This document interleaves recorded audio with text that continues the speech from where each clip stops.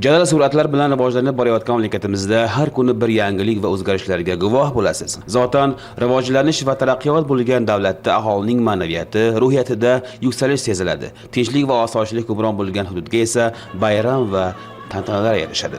Islohotlarning issiq nafasi respublikamizning eng chekka, eng olis go'shalarida ham sezilmoqda. Prezidentimizning belgilab bergan 5 ta tashabbusi bugungi kunda O'zbekistonning barcha hududlarida jadallik bilan amalga oshirilayotgani, ushbu hayotiy tashabbus ijrosi yo'lida xalqimizning birdan bo'lib harakat qilayotganlari bilan ham ahamiyatlidir. Buni birgina Farg'ona viloyatining Olis Suv tumanida olib borilayotgan ezgu amallarda ham ko'rishimiz mumkin. Bugungi Suxning ko'rkam jamoli va tumanda olib borilayotgan obodonchilik ishlari hayotbaxsh islohotlarning amaldagi natijasidir. Tashabbusga tashabbus bilan javob beramiz deya umrguzaronlik qilayotgan suxliklar doimiy harakatda. Ta'bir joiz bo'lsa, qo'llari hargiz ishdan bo'shamaydi. Vatan ravnaqi uchun, bolalarimizning sog'lom bo'lib voyaga yetishlari uchun kuch va g'ayratimni aslo dariq tutmayman, deydi biz bilan suhbatda Sarikanda mahalla fuqarolar yig'inida faoliyat olib borayotgan tadbirkor Furqatjon Domilloyev. Yosh tadbirkor bankdan 200 million so'm imtiyozli kredit olib, mahalladagi bo'sh turgan binoni qayta ta'mirlab, zamonaviy ko'rkam inshootga aylantirdi. Bu binoning asosiy qismini sog'lomlashtirish markazi, fitness zal egallagan. Bu esa sportga shavqi baland yoshlar uchun ayni muddao. Zero endilikda qishloq bolalari ham shunday zamonaviy sport zallarida mashq qilishadi.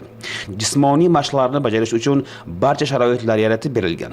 Prezidentning aytgan so'zlarini, 5 ta tashabbuslarini qo'llab-quvvatlab, biz tadbirkorlar mana yosh javonlarni, yosh bolalarni, yosh kadrlarni bo'sh vaqtini mazmunli o'tkazish uchun jismoniy tarbiya bilan shug'ullanib, sog'lom bo'lish, sog'lom turmush tarziga rioya etish, uni natijasida pirovardida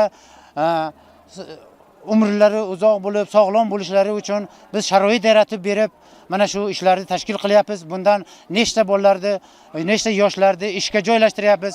Bundan xalq foyda ko'rsa, bolalar sog'lomlashsa biz ham faxrlanamiz, g'ururlanamiz.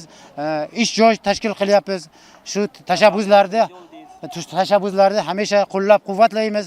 Bankka rahmat, rahbarlarga rahmat. Mana tez kunda bizga imtiyozli kreditlar qilib berishyapti. Juda minnatdormiz. Kelajakda yana boshqa tashabbuslarni ham quvvatlashga hamisha tayyormiz. Shu kuni tumanning 4 ta sektor kesimida 10 ta yangi zamonaviy inshootlar, ijtimoiy soha obyektlari, aholiga maishiy xizmat ko'rsatish shoxobchalarida foydalanishga topshirildi. Tuman hokimligi, viloyat aksiyadorlik xalq banki va agrobanki boshqarma boshliqlari hamda keng jamoatchilik ishtirokida o'tkazilgan tadbirlarda so'z olganlar tadbirkorlarga berilayotgan e'tibor, aholi bandligini ta'minlash borasida qilinayotgan ishlar, yosh avlod ma'naviyatini yuksaltirish va ularning bo'sh vaqtini mazmunli tashkil etish haqida gapirib, qilinayotgan barcha ishlar va ezgu tashabbuslar inson manfaatini ko'zlab amalga oshirayotganini alohida ta'kidlab o'tdilar. Sog' tanda sog'lom aql deydi dono xalqimiz. Aql va bilimning manbasi esa kitobdir. Shuni alohida aytish joizki, kitobxonlikka bo'lgan e'tibor juda katta va buni o'tkazilayotgan turli xil aksiyalarda ham ko'rishimiz mumkin. Prezidentimiz talablariga javoban Suxda faoliyat yuritayotgan rahbarlar o'zlari tahsil olgan maktablarga borib, ta'lim muassasalarida ilm bilan band bo'lgan yoshlarga turli xildagi badiiy asarlar va adabiyotlarni taqdim etishmoqda. Barcha ta'lim dargohlarida o'tkazilayotgan kitobxonlik tadbirlari esa bolalarimizning kitobga bo'lgan cheksiz mehridan nishonadir. Sux kompyuter servis firmasi rahbari Ahmadjon Iskandarov Agrobank tuman filialidan olingan 25 million so'm, yakka tadbirkor Zafarjon G'aniyevning esa ushbu bankdan olgan 60 million so'mlik imtiyozli kreditlari ham endilikda ezgu maqsadlarga xizmat qilmoqda. Yosh tadbirkorlarning sa'y-harakati evaziga tuman markazida 2 ta yangi kitob savdo do'koni, kompyuter xizmatlari markazlari barpo etildi.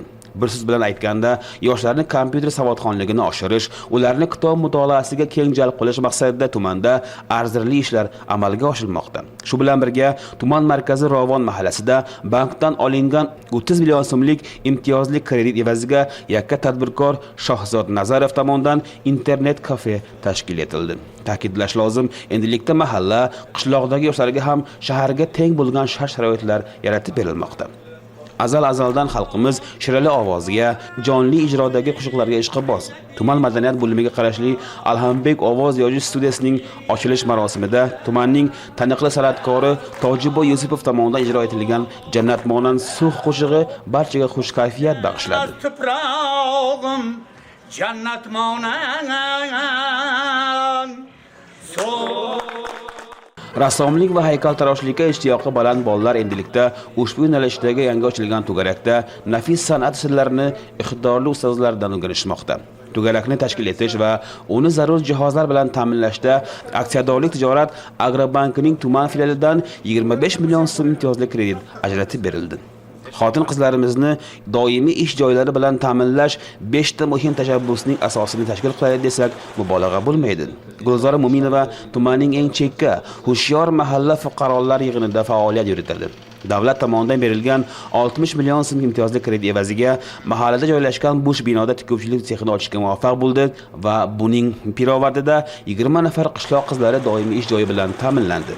Obeshir mahalla fuqarolar yig'inida faoliyat yuritayotgan yakka tartibdagi tadbirkor Sanobar Tojiboyeva aksionerlik tijorat xalq banki tomonidan berilgan 30 million so'm imtiyozli kredit evaziga mahallada tikuvchilik sexi faoliyatini yo'lga qo'ydi va endilikda ushbu sexda ham 20 nafar xotin-qizlarning bandligi ta'minlangan.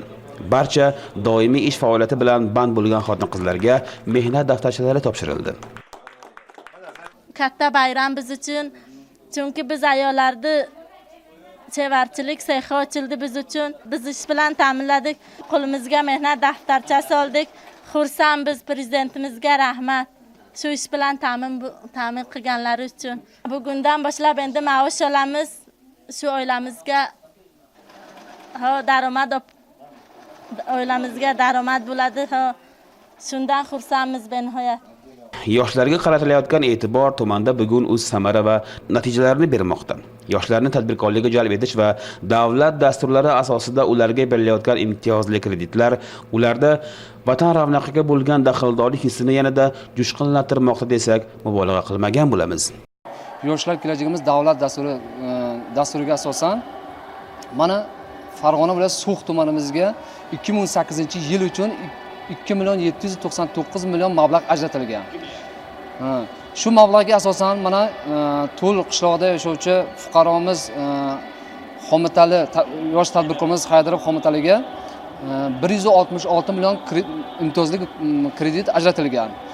Shu imtiyozli kreditni evaziga bugungi kunda mana yosh tadbirkorimiz chevarchilikni rivojlantirib, bugungi kunda 12 ta yosh band bo'lmagan yoshlarni ish bilan ta'minladilar.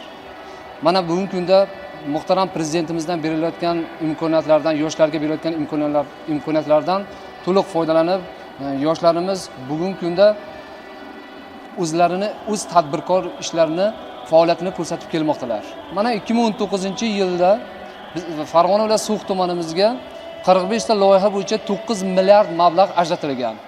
Bugungi kunda moliyalashtirish ishlarimiz boshlangan. Mana 3 ta tadbirkorimizga milliy shirinlik uchun yana tikuvchilik sohasi yo'nalishlar bo'yicha kredit ajratilib kelinmoqda.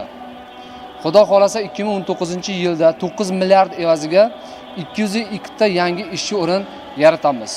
Bugun tumanda yana bir ko'rkam va hashamatli inshoot, tuman yoshlar mehnat guzari ishga tushirildi. Ushbu zamonaviy va notakror inshoot Tul mahalla fuqarolar yig'inida faoliyat yuritayotgan yosh tadbirkor Xomitali Haydarov tomonidan qurilib, foydalanishga topshirildi. Inshoot qurilishiga salkam 5 milliard so'm mablag' sarflangan bo'lib, bank tomonidan berilgan 200 million so'mlik imtiyozli kredit evaziga ushbu guzarda tikuvchilik sexi va fitness klub faoliyat yuritadi. Ushbu inshootlarning foydalanishga topshirilishi katta bayramga aylanib ketdi va tantanalarda tuman hokimligi, viloyatdan kelgan mehmonlar, mahalla ahli va keng jamoatchilik namoyandalari ishtirok etishdi. Hurmatli prezidentimiz tomonidan ilgari surilgan 5 ta tashabbusni amalga oshirish niyatida mana shu bugun ikkita tashabbusni chevarchilik bilan sportni amalga oshirdik. Xudo xolasa mana shu yaqin kunlarda yana 3 ta tashabbusni mana shu inshootga tatbiq etamiz. Maqsadimiz shu xalqqa fidoyi bo'lib sadoqat bilan xizmat qilish, prezidentimizga sadoqat bilan xizmat qilish. Bugun So'xda obodonchilik, bunyodkorlik ishlari tobora rivoj topmoqda. Tashabbuskorlik bilan yondashayotgan so'xliklar yana yangidan yangi marralar sari ildam odimlamoqdalar.